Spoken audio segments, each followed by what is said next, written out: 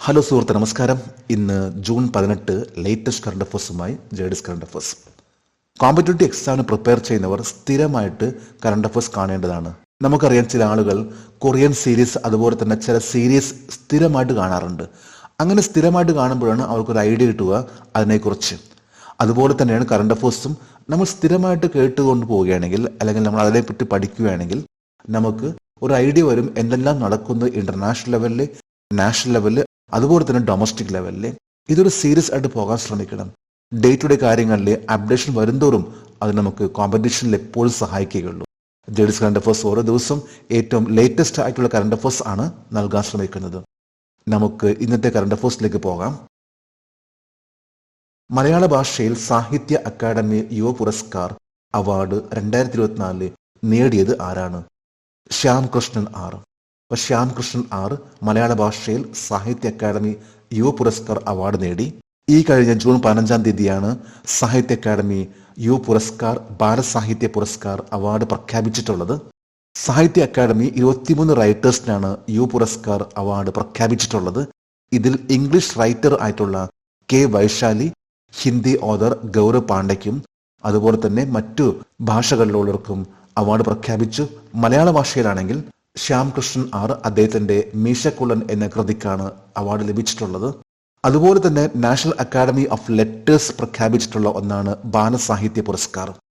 24 വിന്നേഴ്സിനെയാണ് എടുത്തിട്ടുള്ളത്.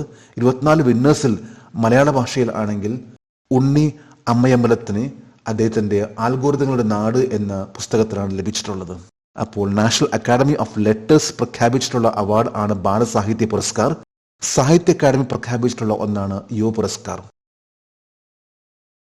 2024 ജൂൺ 17 ഏത് വിമാനം വാങ്ങുന്നതിനായി പ്രതിരോധ മന്ത്രാലയം HALന് 50,000 കോടി രൂപ അനുവദിച്ചു? Light combat helicopters LCH. Hindustan aeronautics limited നിർമ്മിച്ചിട്ടുള്ള LCH എന്ന ഹെലികോപ്റ്റേഴ്സ് വാങ്ങുന്നതിനു വേണ്ടി ഡിഫൻസ് മിനിസ്ട്രി 50,000 കോടി രൂപയാണ് HALന് അനുവദിച്ചിട്ടുള്ളത്. 156 ലൈറ്റ് കോമ്പാറ്റ് ഹെലികോപ്റ്റേഴ്സിന് വേണ്ടിയാണ് HALന് ഇത്തരത്തിലുള്ള ഒരു ഓർഡർ നൽകിയിട്ടുള്ളത് മിനിസ്ട്രി ഓഫ് ഡിഫൻസ്. ഇതിൽ 90 ഹെലികോപ്റ്റേഴ്സ് ഇന്ത്യൻ ആർമിക്കും 66 ഇന്ത്യൻ എയർഫോഴ്സിനാണ്. ഇത്തരത്തിലുള്ള ഏറ്റവും വലിയൊരു ഓർഡർ ആണ്. ആദ്യമായിട്ടായിരിക്കും ഇത്രയും വലിയൊരു ഓർഡർ നൽകിയിട്ടുള്ളത്. അതായത് 50,000 കോടി രൂപയുടെ ഒരു വലിയൊരു ഓർഡർ ആണ് ഡിഫൻസ് ഫോഴ്സ് HAL നൽകിയിട്ടുള്ളത്. LCH എന്ന് പറയുന്ന ഈ ഒരു ഹെലികോപ്റ്ററിനെ പ്രചണ്ഡ് എന്ന പേരിലും അറിയപ്പെടുന്നു. അതായത് ഇതിന്റെ ഏറ്റവും വലിയ പ്രത്യേകത എന്ന് പറഞ്ഞു കഴിഞ്ഞാൽ 5000 മീറ്റർ മുകളിൽ ഏതാണ്ട് 16,400 ഫീറ്റ് അടി ഉയരത്തിൽ ലാൻഡ് ചെയ്യാൻ സാധിക്കുന്ന രീതിയിലുള്ള ഒരു ഹെലികോപ്റ്റർ ആണ് പ്രചണ്ഡ് എന്ന പേരിൽ അറിയപ്പെടുന്ന LCH.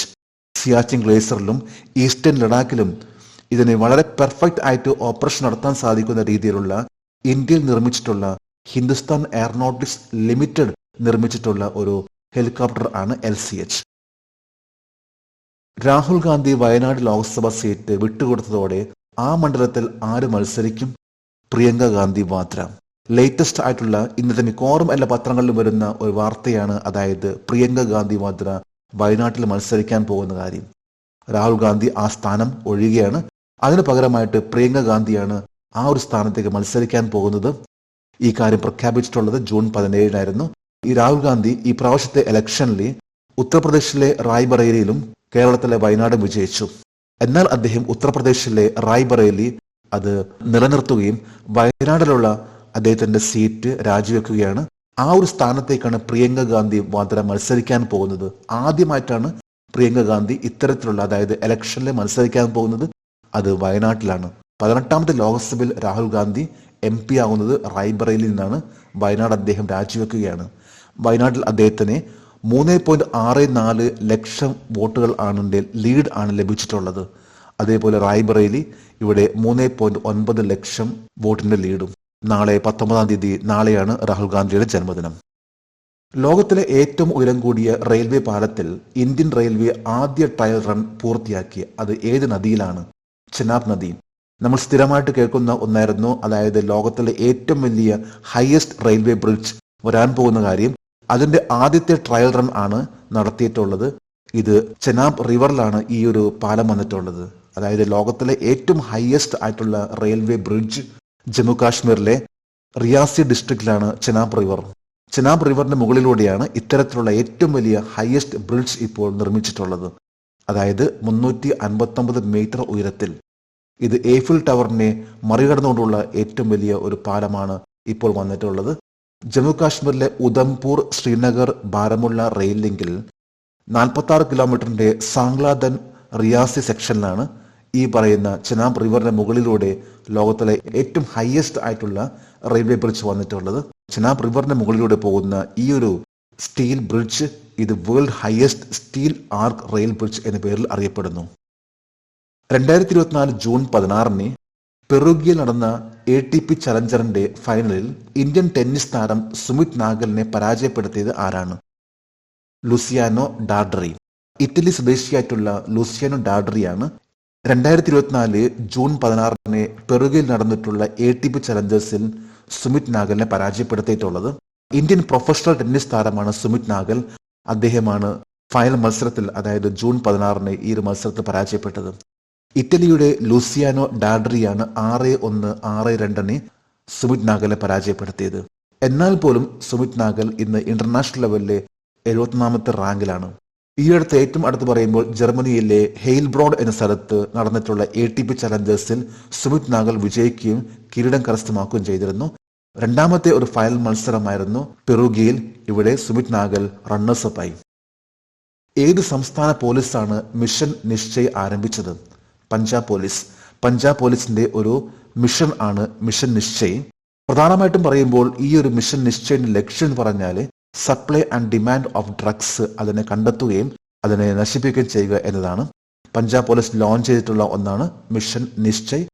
ബോർഡർ സെക്യൂരിറ്റി ഫോഴ്സും വില്ലേജ് ഡിഫൻസ് കമ്മിറ്റിയും അസോസിയേറ്റ് ചെയ്തുകൊണ്ടാണ് ഒരാഴ്ചത്തെ മിഷൻ നിശ്ചയ് എന്ന ഈ ഒരു മിഷൻ പഞ്ചാബ് പോലീസ് ഫസീൽക്ക ഡിസ്ട്രിക്റ്റിൽ ലോഞ്ച് ചെയ്തിട്ടുള്ളത്. പഞ്ചാബിലെ ഫസീൽക്ക ഡിസ്ട്രിക്റ്റിലാണ് മിഷൻ നിശ്ചയ് ലോഞ്ച് ചെയ്തത്. ഇത് ജൂൺ 15 മുതൽ ജൂൺ 21 വരെയായിരുന്നു. പാകിസ്ഥാന്റെ 553 കിലോമീറ്റർ ബോർഡർ ഇത് പഞ്ചാബ് ആണ് ഷെയർ ചെയ്യുന്നത്.